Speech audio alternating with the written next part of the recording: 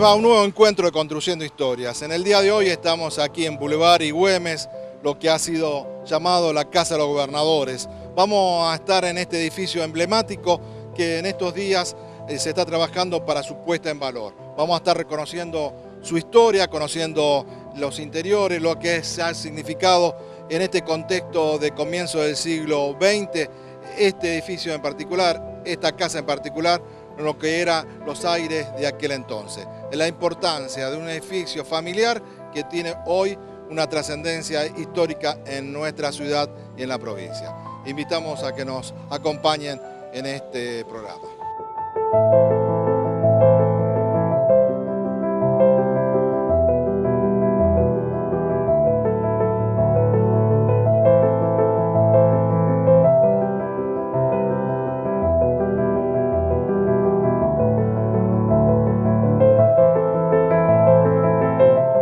Para nosotros también es una satisfacción el hecho de poder estar entrando en esta instancia, porque tanto como indicó el gobernador y el ministro Schneider, para la santaficinidad esto es una prioridad, es una casa tan simbólica de su propia historia, de su propio pasado y que tiene que hablar también hacia adelante, que bueno, que llegar a esta instancia para nosotros es motivo de mucho orgullo. Bien, la puesta en valor consiste en un rescate absoluto de lo que es su fachada exterior, que tiene que quedar según los términos del pliego, tal cual como era originalmente. Y la casa tiene 4 niveles. En arquitectura llamamos al plano más importante, se le llama el piano nobile o el piso noble, que en este caso está sobreelevado, se accede a la parte de la planta principal, que en vez de operar como una planta baja, se accede mediante una escalinata, tanto desde el frente como desde el fondo de los jardines, y ese piso y el superior, que pertenecía a los dormitorios, van a tener también un rescate absoluto, exactamente como era original. Obviamente que con el correr de estos 100 y pico de años que nos separan desde aquella construcción, hay que adicionarle tecnologías propias de nuestra época, más allá de las eléctricas, aire acondicionado, telefonía, computación, datos, etcétera, que van a tener que ser empotrados en la mampostería, pero bueno, la resultante final va a ser tal cual como se la veía originalmente. No así el subsuelo y la azotea, que eran pisos de servicio, donde sí justamente es donde van a estar ubicados todas las máquinas y toda la asistencia tecnológica que van a tener estos 2 pisos entre medio, ¿no? Que van a ser como decía recién, los originales. Tanto en el subsuelo como en la azotea va a estar rescatada o puesta en valor, pero con un criterio mucho más contemporáneo, porque va a haber sanitarios para público, una batería de sanitarios para públicos, habitaciones de servicio y demás dependencias de apoyo que van a tener ese rol. Funcionalmente la casa va a ser la residencia de trabajo, no de vivienda, el espacio de trabajo de la ministra de Innovación y Cultura y su gabinete de secretarios y subsecretarios, porque se la va a vincular, no sé si recientemente se ha consustanciado un concurso de anteproyectos, un concurso de ideas de arquitectura para construir en los fondos de la casa, donde hoy opera el 107, construir la sede administrativa con el aditamento de una sala de ensayos para la orquesta sinfónica, que le va a dar la compacidad a todo el funcionamiento del ministerio, donde la planta administrativa va a operar en el mismo predio donde va a estar la cabeza pensante del ministerio, con la sede tanto del ministro como sus funcionarios. Se va a ampliar, se va a trabajar en un solo terreno, lo cual no es producto de la licitación que está en ciernes. La licitación va a involucrar solamente a la casa y la construcción del ministerio tiene que esperar otro tipo de instancias porque hay que desarrollar el proyecto. En el año 2007 y 2008 se hizo un micropilotaje porque gran parte del colapso de la estructura de la casa ocurrió ya hace unos cuantos años, años 2003, 2004, donde a partir de una pérdida en las instalaciones sanitarias la casa tuvo asentamientos diferenciales, lo cual ocasionaron el quiebre de su estructura portante, que es de mampostería, y en el año 2007-2008 se hizo todo un trabajo de micropilotaje que consiste en estabilizar los cimientos, hincándole unas columnas de hormigón que tienen, bueno, toda una descripción técnica que no viene al caso, pero en ese momento se logró estabilizarla, y el trabajo de monitoreo de esa estabilización lo está haciendo en estos días la tecnológica, que va haciendo mediciones micrométricas cada 6 meses, de modo tal de poder detectar si la casa se sigue moviendo o no respecto de la posición original. Bueno, soy María Laura Bertuzzi, docente de la Facultad de Arquitectura, Diseño y Urbanismo de la Universidad Nacional del Litoral.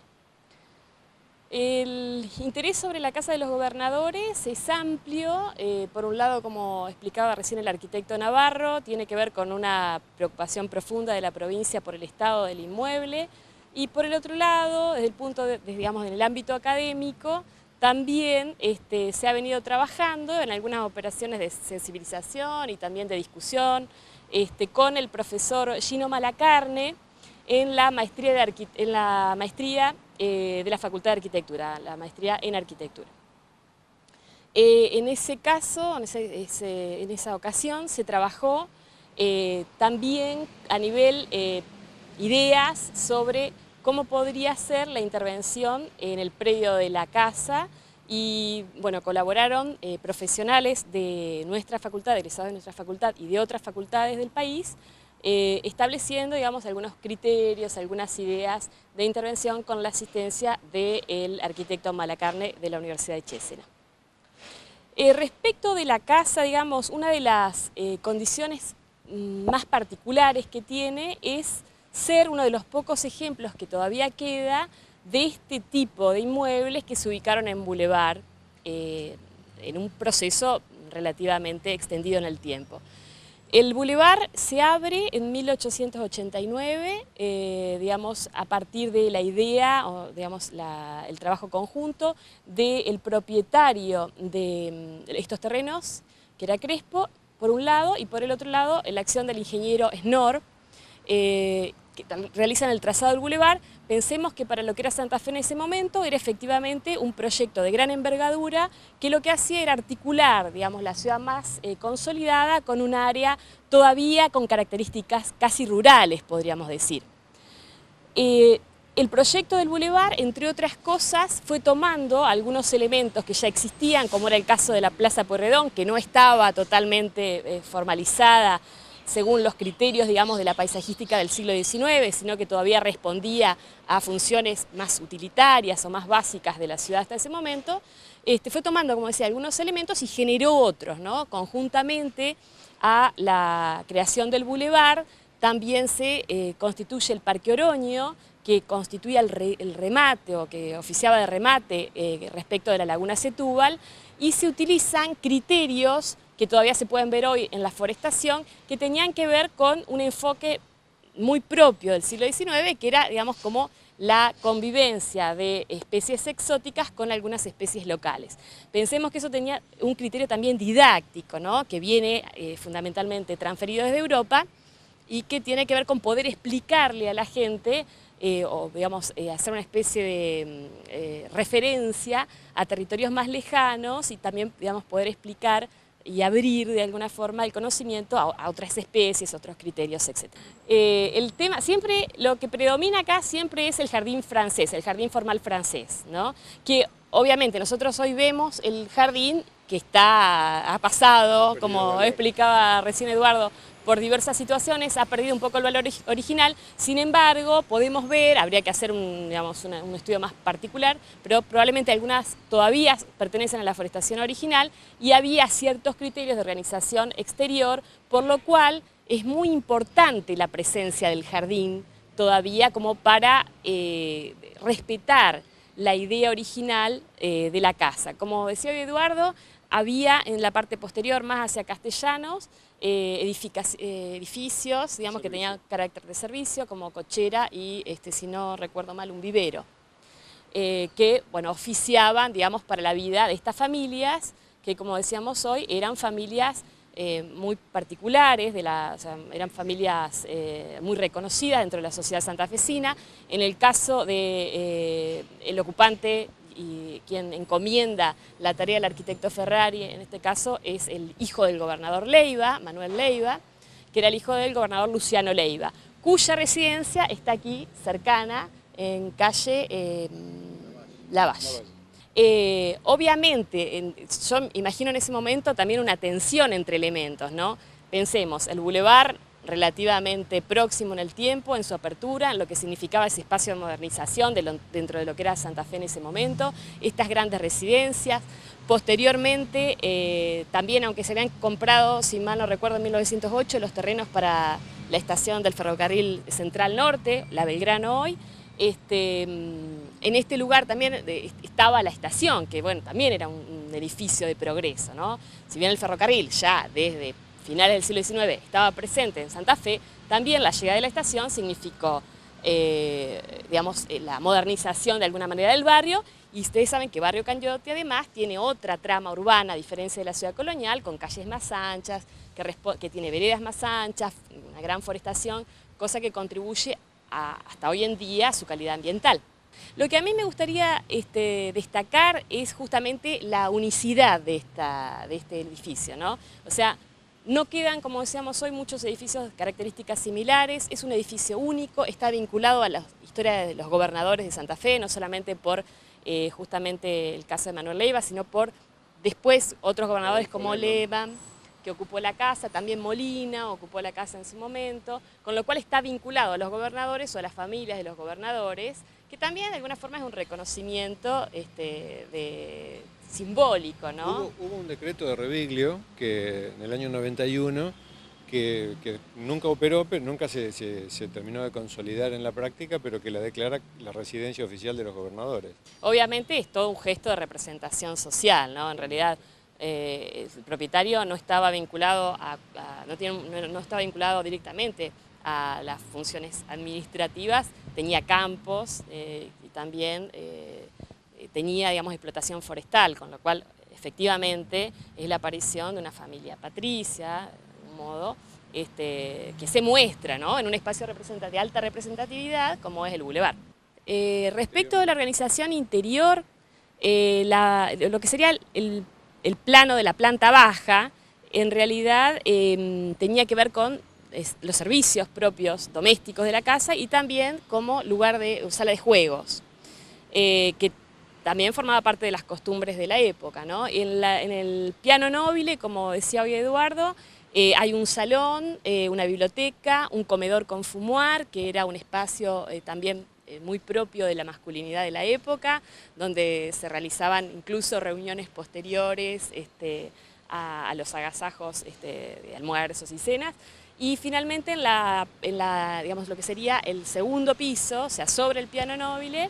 están los dormitorios de la familia, cada uno de ellos con sus sanitarios, sus baños, que también son en sí espacios bastante interesantes. Y en el altillo ya sí residía el personal de servicio. Particularmente en este caso hay una azotea con bovedilla y digamos, la tipología de la casa, que en realidad responde a una planta central, ya en la azotea se vuelve una U, donde, digamos, esa azotea de servicios está abierta hacia Castellano, ¿no? Bueno, tecnológicamente la casa está construida, como recién explicaba María Laura, separada, rodeada de jardín, no tiene contacto por medianera con nada. Bueno, retomando lo que es la tipología de chalet de Petit Hotel francés, que era una tipología de vivienda suburbana propia de las clases acomodadas francesas que tenían su casa retirada de la ciudad para los fines de semana. En ese orden de cosas, la reja, la sólida reja y preciosa que tiene esta casa, ya denota esta condición para que la figuración social de la familia tenga esa presencia dentro de la sociedad, de la alta sociedad. Y después la construcción de la casa, la confección, está hecha con materiales tradicionales, lo que es la parte de la trama de muros que tiene, pero prácticamente, no hay información documental al respecto, pero prácticamente por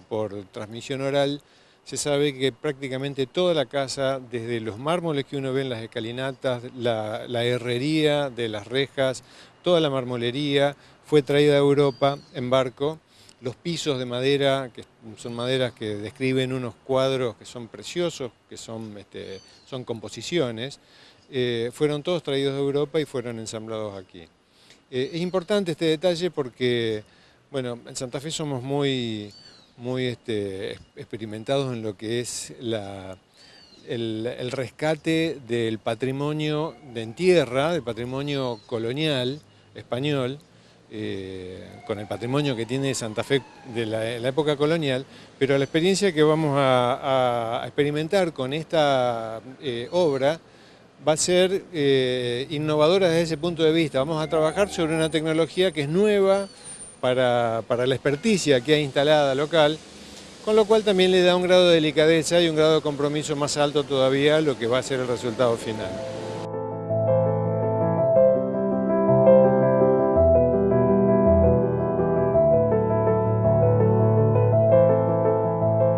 Nos permite ver efectivamente las técnicas constructivas del momento y, como decía hoy Eduardo, digamos, la operación casi, digamos, simultánea a lo que podía ser un edificio del siglo XIX en Europa. Está un poco más retrasada en el tiempo, obviamente, porque se termina en 1910, pero digamos, la factura es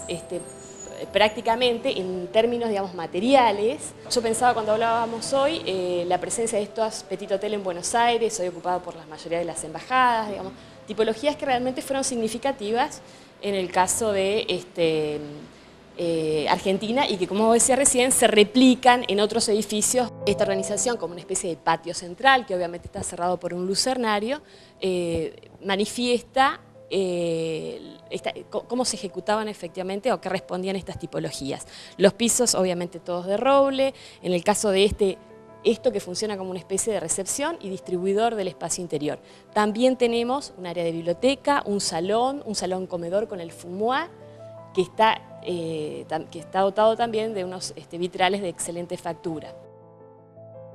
Veamos todo el trabajo de molduras, ¿no? De mascarones, de molduras, de ménsulas. Obviamente el protagonismo de la escalera, que es una escalera extraordinaria realizada en madera. Y como te decíamos hoy, también el apoyo, ¿no? De algunos otros espacios que tienen que ver con sanitarios, con cocinas, que iban acompañando el desarrollo de estos grandes edificios, estos significativos edificios. Las molduras, la sucesión de molduras, además de un espacio que está todo el tiempo comunicando cosas, ¿no? Que tienen que ver también con los códigos imperantes en ese momento. De una casa muy luminosa, como podemos ver ahora, eso está... Los estándares de la época también es importante la mención esa, ¿no? Que es la luminosidad que tiene, la asocia también mucho con el perfil del higienismo del principio del siglo XX, que buscaban la luminosidad en los espacios principales, y también en la planta alta uno ve dormitorios que tienen ventanales que se abren todos a las mejores orientaciones justamente por esta característica propia de aquella época. No hay una profusión de baños, pero esos baños finamente decorados con una delicada mayólica como revestimiento también habla de un concepto higiénico que ata a la casa con lo más moderno que se podía ver en una capital de provincia. De todos modos, obviamente también en su caso tuvieron, las mujeres de estas familias tenían protagonismos, de otras maneras, pero tenían un nivel de protagonismo importante, ¿no? Recordemos que también muchas de estas, no creo que haya sido el caso, pero muchas de estas tenían, aunque sea pequeñas quintas de subsistencia, tenía un invernadero, digamos, que probablemente hayan oficiado no solamente para plantas ornamentales, sino también probablemente para producción, supongo, para alguna producción... Sí. Su horno de pan, su vaca, sus aves de corral, todo lo que era el abastecimiento en aquella época, la vida cotidiana no daba un supermercado enfrente. También forma parte de ese tejido urbano, de ese momento, esta mixtura entre campo y ciudad, entre, como decía recién Eduardo, cultivos más de subsistencia o diarios. Son unos detalles de vitró tan delicados, tan lindos, que tenían instalación eléctrica adentro, estaban iluminados. Hoy se puede ver todavía restos de la instalación, de los cuales nos queda solamente uno que se va a tomar como copia para reproducir las otras tapas que han desaparecido, pero que hablan de nuevo en esto mismo que venimos marcando desde hoy en esa decoración fina y no recargada tampoco. Y también todo lo que es la yesería con molduras realmente muy delicadas y pintadas en dorado, ¿no? Quizá tiene más mérito interior la casa que exterior en cuanto a, quizás exteriormente es un poco más rústica y más sobria, y en el interior es donde la casa despliega, digamos, todos sus encantos más delicados o de alguna forma su mayor seducción en términos espaciales, ¿no? Desde el punto de vista de la estilística, la casa no es un pura sangre, tiene una falsa simetría en su fachada que, digamos, que no ayuda desde el punto de vista de la lingüística arquitectónica, posiblemente sea una apreciación más técnica que otra cosa. Y como decía María Laura, su gran fortaleza está en el interior que tiene, ¿no? La riqueza de sus espacios, la amplitud que tiene, la luminosidad. Uno ve pisos que tienen incrustaciones ahí en el comedor principal. Hay unas incrustaciones en otra madera, unas flores de lis que están, que uno las descubre casi casualmente, ¿no? Sin embargo, bueno, están hablando de una voz, un perfil mucho más bajo,